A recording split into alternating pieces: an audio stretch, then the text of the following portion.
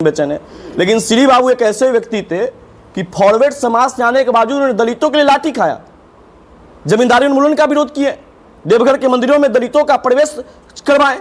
इन्हें इस काम के लिए उन्हें बहुत प्रताड़ना झेलना पड़ा श्री बाबू को। आज के अगर किसी नेताओं से नहीं मिलता है, आज बहुत सारे लोगों की भारत रत्न की मांग उठ रही है, लेकिन उसमें श्री बाबू को अगर भारत रत्न मिलता है तो श्री बाबू का कद नहीं बढ़ेगा, भारत रत्न का कद बढ़ जाएगा।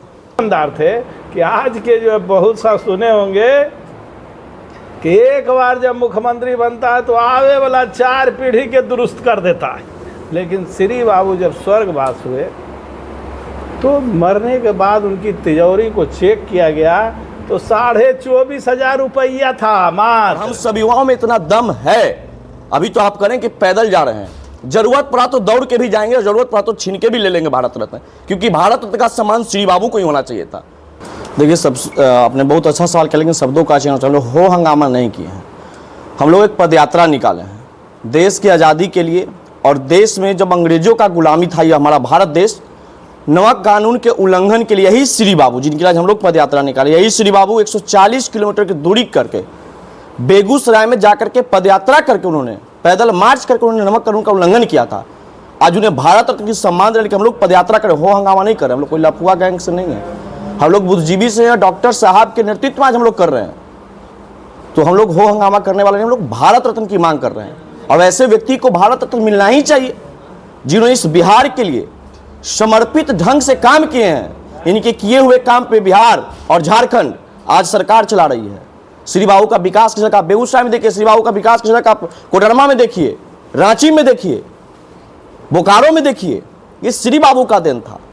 और श्री बाबू का जो व्यक्तित्व था वो आज के अगर किसी नेताओं से नहीं मिलता है।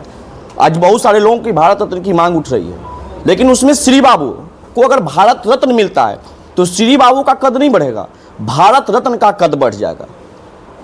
श्री बाबू इस व्यक्तित्व के व्यक्ति थे। नेता का मतलब वो नहीं होता है कि श्री बाबू का जयंती आए, प्रतिवर्ष जयंती मना लें और भारत रत्न मिले। श्री बाबू मरते दम तक जिस पार्टी के लिए उन्होंने काम किया, जिस पार्टी को उन्होंने नेतृत्व किया, उस पार्टी के लिए 20,000 रुपया छोड़ के मरे। तो ऐसे व्यक्तित्व वाले व्यक्ति थे, इन्हें भारत रत्न निश्चित रूप से मिलना चाहिए। और हम सब युवाओं में इतना दम है, अभी तो आप करें कि पैदल जा रहे हैं, जरूरत पड़ा तो दौड़ के भी जाएंगे, जरूरत पड़ा तो छीन के भी ले लेंगे भारत रत्न, क्योंकि भारत रत्न का सम्मान श्री बाबू को ही होना चाहिए था। क्योंकि इनकी जो छवि था, इनका जो व्यक्तित्व था, या सामाजिक क्षेत्र की बात करें, शैक्षणिक क्षेत्र की बात करें, औद्योगिक क्षेत्र की बात करें, कौन ऐसा नेता हो सकता है? आज बिहार में जितने भी नेता हैं, कोई जात गिनने में बेचैन है तो कोई जमात गिनने में बेचैन है, लेकिन श्री बाबू एक ऐसे व्यक्ति थे कि फॉरवर्ड समाज से आने के बावजूद उन्होंने दलितों के लिए लाठी खाया, जमींदारी उन्मूलन का विरोध किए, देवघर के मंदिरों में दलितों का प्रवेश करवाए। इन्हें इस काम के लिए उन्हें बहुत प्रताड़ना झेलना पड़ा श्री बाबू को। तो ऐसे व्यक्तित्व वाले व्यक्ति को भारत रत्न मिलना चाहिए, हर व्यक्ति को मिलना चाहिए। बाबू को जो है हम लोग ज़्यादा भारतीय जनता पार्टी के एक से मिले रहे हैं, उसके बावजूद भी मैं व्यक्तिगत मेरी राय है कि श्री बाबू के जो कार्यकाल था, उन्होंने राम के रूप में अवतार इस पृथ्वी पर हुए और उन्होंने अंग्रेज को भगाने का काम किया। मेरा पहला पसंद तो यही था कि अंग्रेज को भगाने में अहम भूमिका रहे। दूसरा हमारा उनके विचार था, दूसरा उन्होंने जो काम किया कि वो जो एक ईमानदार व्यक्ति थे। ईमानदार इसलिए मैं कहता हूँ कि जब वह स्वर्गवास हुए हैं, मैं जब उस गांव में जा रहे थे जयंती में, डॉक्टर शाहजानंद बाबू, डॉक्टर हमारे जो डॉक्टर साहब हमारे रिसव जी हैं, और मैं इन लोगों को विशेष रूप से धन्यवाद देते हैं कि जनप्रतिनिधि तो बहुत हुआ, लेकिन रिसव जी ने इस आंदोलन को छेड़ा, पुरुषोत्तम जी ने पैदल मार्च किया, उनके प्रदेश अध्यक्ष जी को मैं धन्यवाद देते हैं, उन्होंने मार्च किया, और इनके साथ सैकड़ों लोगों को मैं धन्यवाद देता हूं कि इन्होंने जो आंदोलन छेड़ा और पैदल मार्च इन्होंने माननीय राज्यपाल से मिलने का बात रखा।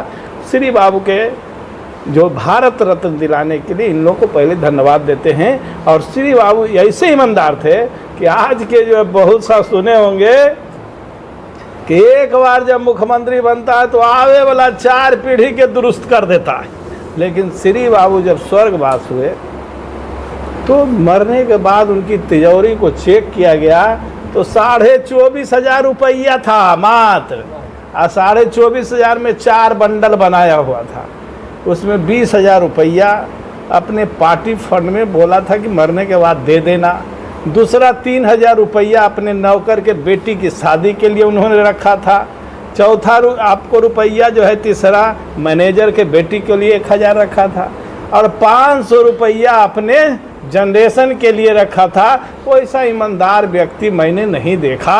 उनके परिवार को आज चर्चा नाम नहीं सुने होंगे। श्री बाबू के दुनिया में चर्चा है, लेकिन उसके परिवार का कोई चर्चा है?